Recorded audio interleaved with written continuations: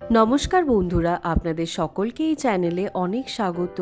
এই বর্ষার মরশুমে আপনাদের সঙ্গে শেয়ার করব বাঙালিদের একটি অত্যন্ত প্রিয় রেসিপি ইলিশ পাতুরি। চলুন দেখে নিই বাড়িতে কিভাবে সহজ পদ্ধতিতে দারুণ স্বাদের ইলিশ পাতুরি বানিয়ে নেওয়া যায়। ইলিশ পাতুরি বানানোর জন্য আমি এখানে 8 পিস ইলিশ মাছ নিয়েছি। মাছগুলো প্রথমে আমি একটু নুন মাখিয়ে নেব।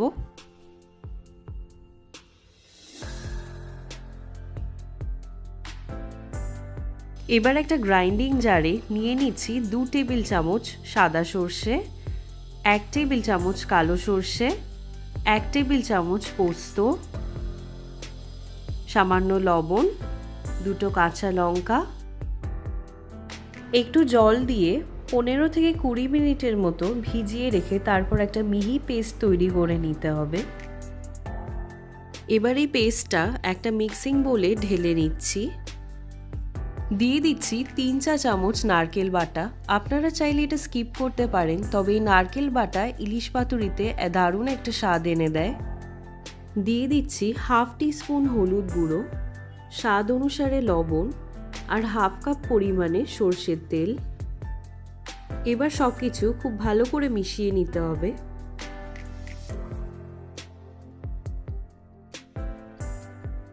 এবার মাছগুলো এর মধ্যে দিয়ে আধ ঘন্টার মতো ম্যারিনেট করে রেখে দেব।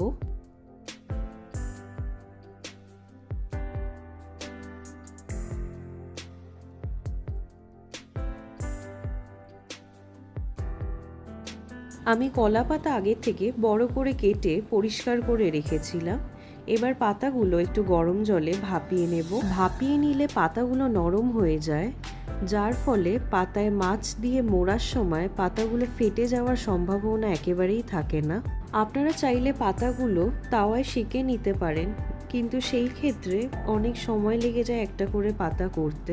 পাতাগুলো ভালো করে ভাপিয়ে নিয়েছি, এবার এগুলো জল থেকে তুলে নেব। এবার একটা পরিষ্কার কাপড় দিয়ে পাতাগুলো মুছে নেব।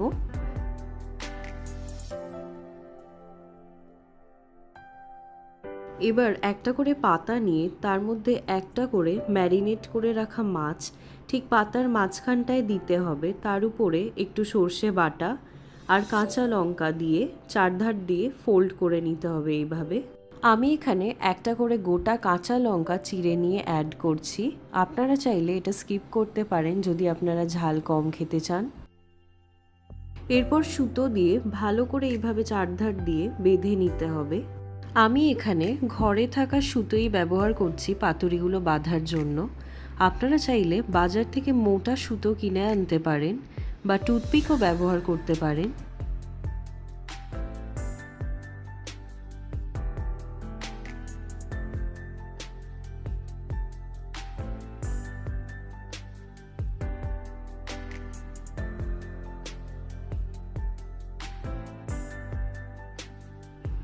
ঠিক একই পদ্ধতিতে বাকি মাছগুলো রেডি করে নেব।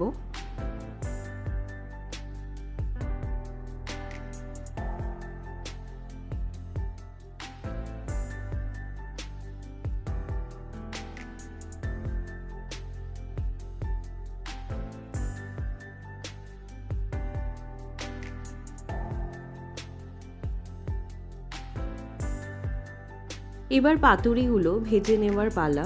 একটা তাওয়া খুব ভালো করে গরম করে নিয়ে তাতে দিয়ে দিচ্ছি একটু সর্ষের তেল। এতে বেশি তেল দেওয়ার প্রয়োজন নেই, অল্প তেলেই ভাজাটা হবে।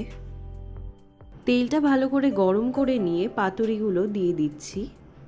গ্যাসটা মিডিয়াম ফ্লেমে রেখে ভাজাটা করতে হবে। পাতুরিগুলো এপিট ওপিট করে উল্টে নিয়ে ভেজে নিতে হবে। আপনারা চাইলে পাতুরিগুলো না ভেজে স্টিম করেও খেতে পারেন, তবে আমি পাতুরিগুলো ভেজে খেতেই পছন্দ করি, কারণ তাতে কলা পাতার ফ্লেভারটা আরও সুন্দরভাবে পাওয়া যায়।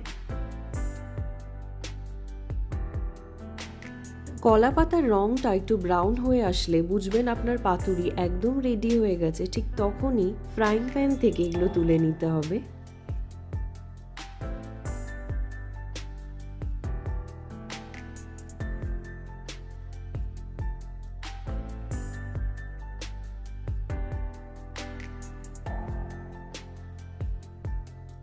আমি সার্ভ করছি পাতুরিগুলো গরম ভাতের সাথে। আপনারা চাইলে পোলাওয়ের সাথেও খেতে পারেন, দুইভাবেই ভীষণ ভালো লাগে।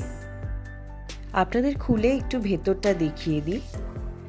পাতুরিটা একদম পারফেক্টলি কুক হয়েছে। আশা করি আপনাদের রেসিপিটা ভালো লেগেছে।